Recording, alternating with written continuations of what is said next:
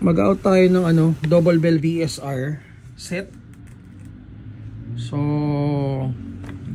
set kasama na yung ano, kasama na yung scope at saka yung ano, bipod. Pakita nga natin. Saka may kasama na rin siyang ano, optic rings, yung ano, mount ng scope natin. Yung spec ng scope is ayan, times 40. And then ito yung bipod nya. So price is 10K. Available in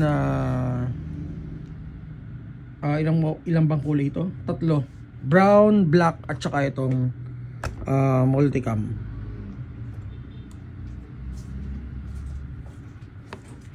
And ang dalawang klase, yung isa, yung hindi set, ang price nun is 8K, 8,000. Itong set, 10K. And then, ang hindi kasama dun sa hindi set, ito. Ano to? Yung rail, dun sa bipod, kung saan nilalagay yung bipod. Yan, dyan siya i-attach. Ganun. So, yun lang naman yung pagkakaiba nila. Pero spec and FPS out of the box the same. Tsaka may kasama na rin palang BB loader. So body is polymer, and then yung pinaka ito barrel niya hanggang doon sa dulo is metal. Parts, aftermarket parts, may available na tayo na aftermarket parts ito. Upgrade parts, steel parts, piston, sear, spring, inner barrel. Meron tayo available. So ang brand is Infinity Customs.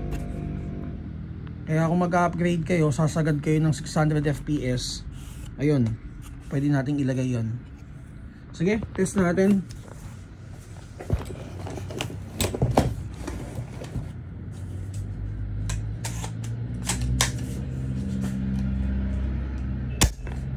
$548, 555.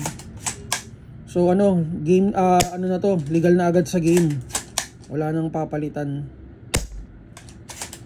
Pero kung mag-adjust pa kayo sa solid 50 FPS, pwede naman. Yung pang ano na, pang sakitan na. Ayun, 563 pinakamataas.